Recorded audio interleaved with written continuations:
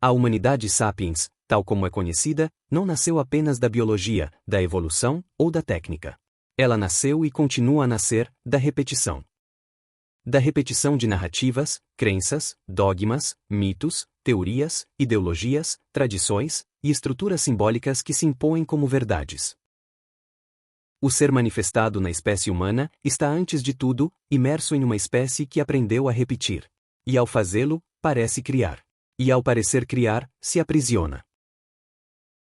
A história humana é a história de como certas formulações, inicialmente frágeis, contingentes, arbitrárias, se cristalizam em verdades que passam a moldar comportamentos, subjetividades, instituições e horizontes de possibilidades.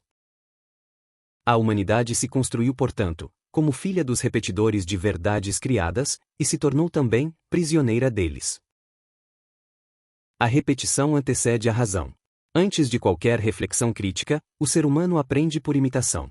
A criança aprende a repetir gestos, sons, padrões emocionais, ritmos, modos de olhar o mundo. A cultura é essencialmente um mecanismo de transmissão repetitiva. Essa repetição não é neutra. Ela seleciona, hierarquiza e define o que é permitido pensar, sentir, desejar e temer. Assim, desde o início, o ser humano é moldado por verdades herdadas, não por verdades descobertas. A verdade, para a maior parte da história humana, não é algo que se busca, é algo que se recebe. Toda verdade humana nasce como invenção. Mesmo quando se refere ao real, ela é sempre uma interpretação, uma tradução, uma narrativa. As primeiras verdades foram mitológicas. Depois vieram as religiosas, as filosóficas, as científicas, as políticas, as econômicas. Cada uma delas se apresentou como definitiva, universal, inquestionável. Mas todas são construções, e como construções, dependem de repetidores, sacerdotes, escribas, mestres, professores, cientistas, jornalistas, algoritmos, influenciadores, instituições. A verdade criada só se mantém viva, porque é repetida. E quanto mais repetida, mais verdadeira parece. A repetição cria familiaridade, a familiaridade cria conforto, e o conforto cria obediência. Assim, a repetição não apenas transmite verdades, ela amordaça o pensamento.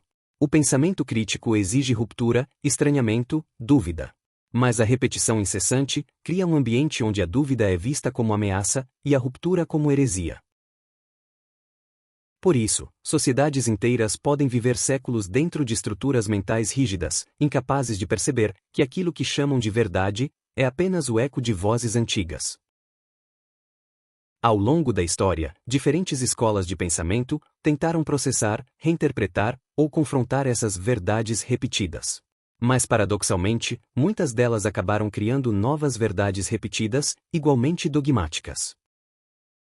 Dentre as principais tradições que moldaram e continuam moldando a humanidade, cada uma construiu sua forma própria de lidar com a verdade.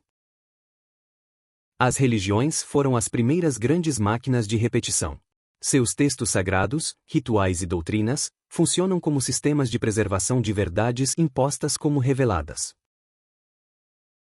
A religião não busca a verdade, ela se intitula sua guardiã. E ao guardá-la, impede que seja questionada.